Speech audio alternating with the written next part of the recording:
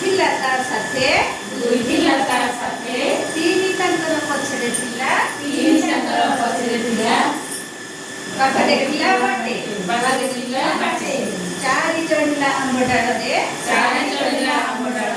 ପାଞ୍ଚ ପଡ଼ିଲା ତଳେ ଛଅ ଦେଖିଣ ହସୁଥିଲା ଦୋଳି ଖେଳି ତା ଡାଳେ ସାତ ନାଚିଲା ଘୁଙ୍ଗୁର ପିନ୍ଧି ଆଠ ଗାଇଲା ଗୀତ ନଅ ମାରିଲା ନୌକା ଧରି ଦଶ ମାଇଲା କାଟ ପିଲାମାନେ ସବୁ ଏଥର ଶିଶୁ ବାଟିକା ପିଲା ଶିଶୁ ଶ୍ରେଣୀକି ଯାହାରି ପ୍ରଥମ ଶ୍ରେଣୀ ପିଲା ଅଧିକା ସହରି ଦ୍ୱିତୀୟ ଶ୍ରେଣୀ ଇଏ ଶିଶୁ ବାଟିକା ଇଏ ପ୍ରଥମ ଶ୍ରେଣୀ ଇଏ ହେଲେ ଦ୍ୱିତୀୟ ଶ୍ରେଣୀ ହେଲା। ଦ୍ୱିତୀୟ ଶ୍ରେଣୀ କି ପିଲାମାନେ ମୁଁ ତମକୁ ଆଜି 20ଟା କାଠି ଦଉଛି। ଦ୍ୱିତୀୟ ଶ୍ରେଣୀ ଟିକେ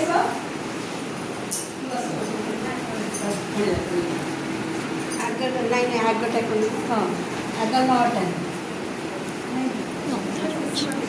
ଦ୍ୱିତୀୟ ଶ୍ରେଣୀ ତମକୁ ମୁଁ 20ଟା କାଠି ଦେଲି ତମେ ଏଠି ବସିକି 20ଟା କାଠି ଆଗ ଏଠିକି ଆସ ଦ୍ୱିତୀୟ ଶ୍ରେଣୀ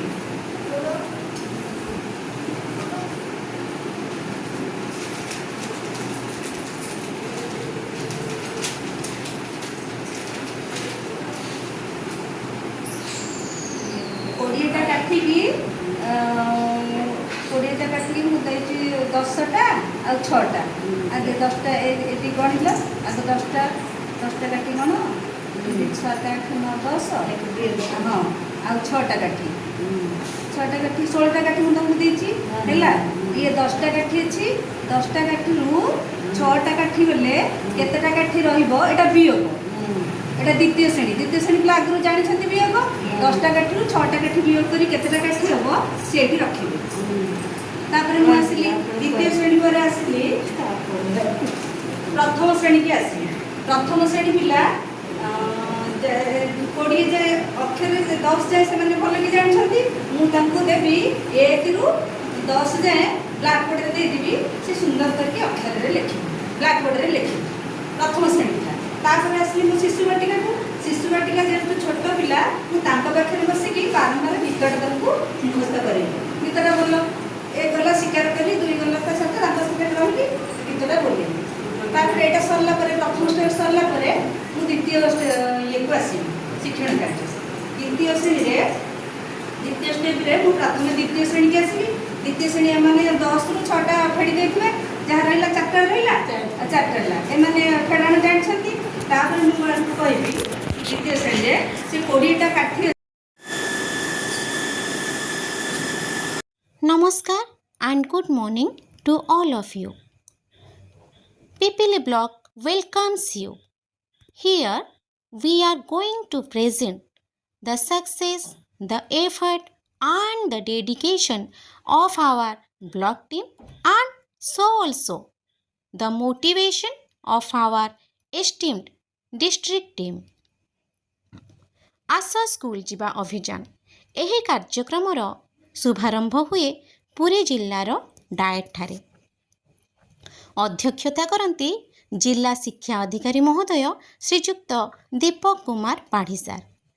कार्यक्रमर रूपरेख को अवतारणा करती श्रीजुक्त हिमांशु समर्थ सार एडीओ पुरी। आशा स्कूल जीवा कार्यक्रमर गुरुत्व को हृदयंगम करी ब्लॉक शिक्षा अधिकारी श्रीजुक्त पीतबास सेठी सार नियंती गुरुत्वपूर्ण बैठक।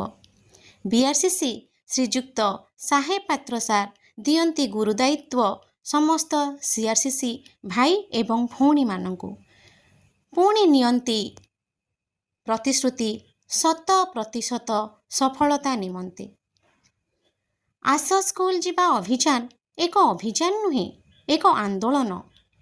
यही आंदोलन को आगे नेबा पाई अंटा भिड़ती पिपिली ब्लॉकर समस्त सीआरसीसी भाई एवं भौणी माने गठन करती क्लस्टर स्तरीय कमिटी पुणी गठन हुए विद्यालय स्तरीय कमिटी एवं ब्लॉक स्तरीय कमिटी। ପାଠ ପଢା ଛାଡିକି ଗଛ ନା ଆଉ ପାଠ ଆସୁଛି ଆଉ ପାଠ ପଢିବ କଣ? ଏବେ ତାକୁ ଆମେ ଜମା ସ୍କୁଲ ଯିବା ଦରକାର ନାହିଁ, ଖାଲି ଆଡମିସନ କରିଦବୁ, ମାଟ୍ରିକ ପରୀକ୍ଷାଟା ଖାଲି ଦବ, ଚଳିବ? ଏଇ ସ୍କୁଲକୁ ଆମେ ସ୍କୁଲକୁ ଯିବା ଦରକାର ନାହିଁ, ସେ ଘରେ ରହିବ।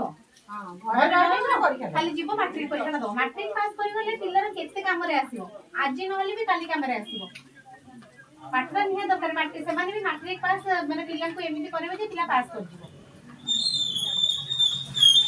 ଯୋଉଠିକି ଯାଉ ଶାଶୁଘରକୁ ଯାଉ ପାଠ ଦିଗରେ ପଢିଥାଉ, କେତେବେଳେ ଭବିଷ୍ୟତରେ ତମର ଏବେ ଏକ ପୋଷ୍ଟାରେ ଚାକିରି ବାକିରି ମିଳିବା ବି ସହଜ।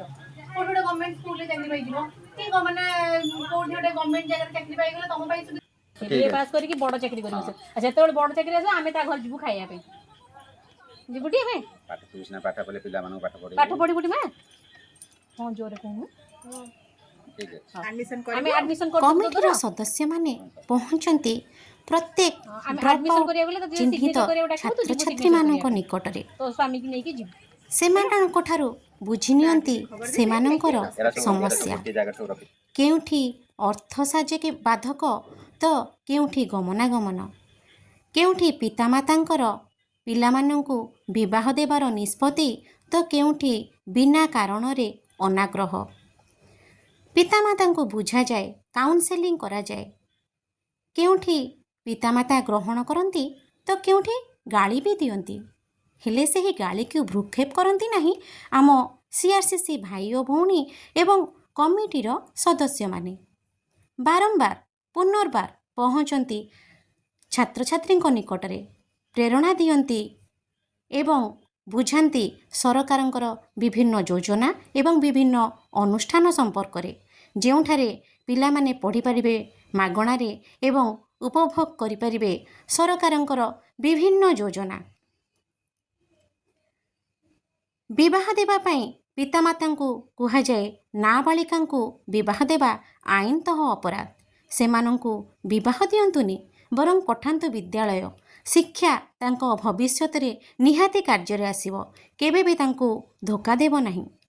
ପୁଣି ଆରମ୍ଭ ହୁଏ ପଦଯାତ୍ରା। କମିଟିର ସଦସ୍ୟମାନେ ଗାଁ ଗାଁ ବୁଲନ୍ତି, ସଚେତନ କରନ୍ତି।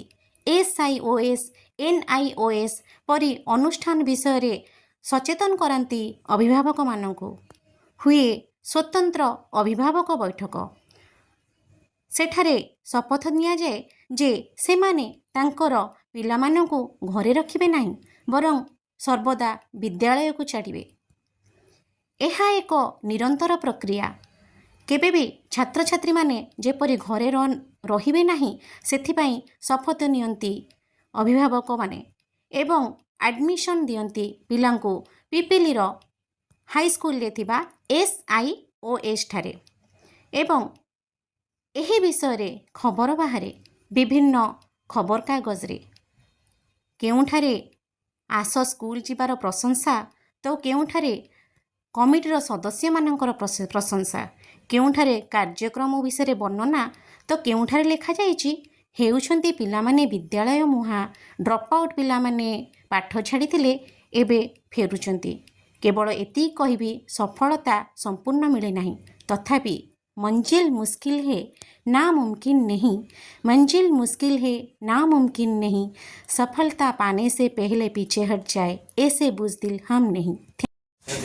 9-10 जन पिला मेट्रिक पास करिकी आर्थिक ସ୍ୱଚ୍ଛଳ ତାଙ୍କର ନଥିବାରୁ ସେମାନେ ଟିକେ ଉଚ୍ଚତର ଶ୍ରେଣୀକୁ ଯାଇପାରୁନା, ପ୍ଲସ୍ ଟୁ ପାଠ ପଢ଼ି ପାରୁନାହାନ୍ତି। ତେଣୁ ସରକାରଙ୍କର ଯୋଜନା ନଥିଲେ ସେମାନେ ଉଚ୍ଚତର ପାଠ ପଢ଼ିବାକୁ ଯାଆନ୍ତି। ଆପଣମାନଙ୍କର ଯେହେତୁ ଆପଣ ଆମର ଷ୍ଟାଣ୍ଡିଂ କମିଟିର ଚେୟାରମ୍ୟାନ୍ ଅଛନ୍ତି ଏବଂ ଆମ ଆଶା ସ୍କୁଲ ଯିବା କମିଟିର ମେମ୍ବର ଜଣେ ଅଛନ୍ତି, ଆମେ ଆପଣଙ୍କୁ ରିକ୍ୱେଷ୍ଟ କରୁଛୁ ଆପଣ ଯଦି ଟିକେ ତାଙ୍କୁ ସହଯୋଗର ହାତ ବଢ଼ାନ୍ତି, ଆର୍ଥିକ ସାହାଯ୍ୟ ଟିକେ କରନ୍ତି, ସେମାନେ ଟିକେ ଉପକୃତ ହୁଅନ୍ତି। ପିଲାମାନେ ଆମର ଯାଇକି SIOSକୁ ପାଠ ପଢ଼ନ୍ତି। ଠିକ୍ ଅଛି, ଆପଣ ଆଗାନ୍ତୁ। ଯେତିକି ଜଣ ପିଲା ଅଛନ୍ତି ଆଜ୍ଞା, ସେମାନଙ୍କର ଯାହା ଲାଗିବ ଖର୍ଚ୍ଚ ଓ ବ୍ୟକ୍ତିଗତ ପାଣ୍ଠିରୁ ମୁଁ ସହଯୋଗ କରିବି। ଆପଣ ପିଲାମାନେ ଯେମିତି ପାଠ ପଢ଼ିବେ ସ୍ୱତନ୍ତ୍ର ମନ୍ଦିର କରିବେ। ଧନ୍ୟବାଦ ସାର୍, ଆପଣଙ୍କର ଏଇ ସହଯୋଗ ଆମ ପାଖରେ ମୁଁ ଆଶା କରୁଛୁ ଆପଣ ଏଇ ପ୍ରକାର ଆମକୁ ସହଯୋଗ କରନ୍ତୁ। ଆମ ପିଲାମାନେ, ଆମ ପ୍ଲସ୍ ଟୁର ପିଲାମାନେ କି ଆମ ପଞ୍ଚାୟତର ପିଲାମାନେ ଯେମିତି ଏଇ ପ୍ରକାର ସାହାଯ୍ୟ ପାଇ ଉପକୃତ